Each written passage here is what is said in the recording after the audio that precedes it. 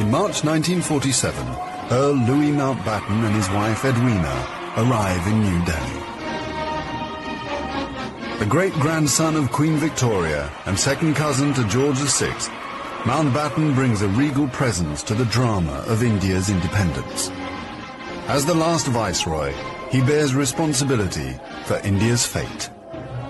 2nd of April, 1947.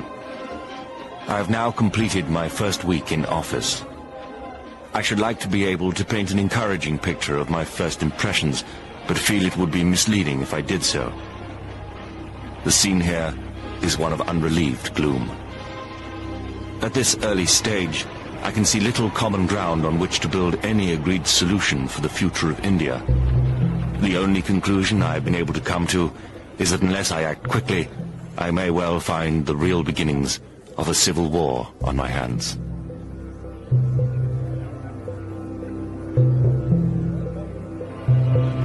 By May, attempts to create a unified India have failed.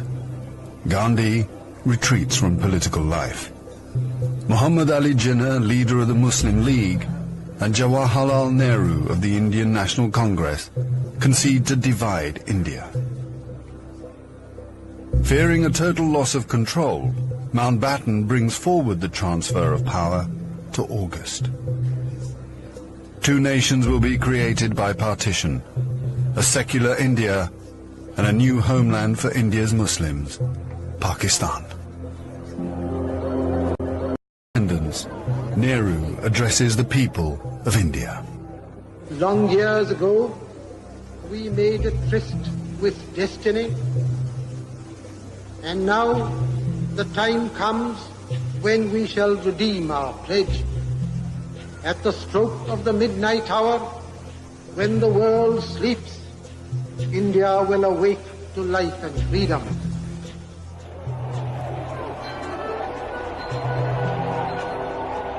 The 15th of August, 1947, the British Empire in India has come to an end. The last viceroy, Louis Mountbatten. The flag raising and the salute were done amid scenes of the most fantastic rejoicing. And as the flag broke, a brilliant rainbow appeared in the sky, which was taken by the crowd as a good omen.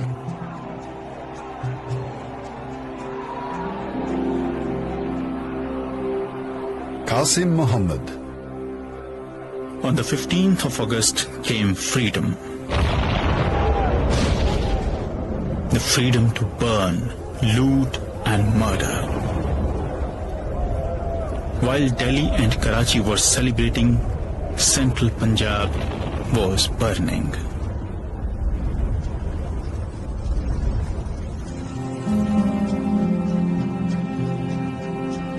Between August 1947 and March 1948, 4.5 million Hindus and Sikhs are forced to migrate from Pakistan to India. 6 million Muslims must move in the opposite direction. Britons and Indians witness the bloodshed. Shahid Ahmed. It is a battleground. People have gone mad. Trains to Pakistan are being looted and occupants slaughtered. We all knew that carnage was in the offing. So did Mountbatten. The British Empire, which tried to build India over centuries, can never live down this great tragedy.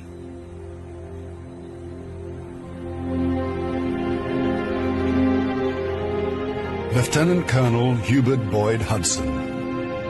The sight from the air was awe-inspiring. In this chaos, millions of refugees were struggling to get to India or Pakistan. Thousands of others were doing their best to prevent them, murdering them by the hundred. But death is nothing. There are things more terrible than death.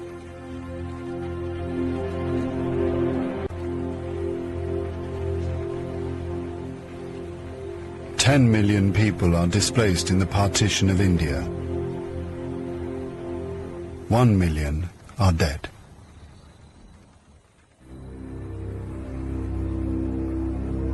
By the summer of 1948, most of the British have left. Hubert Boyd Hudson has been in India for 15 years. India is full of ghosts.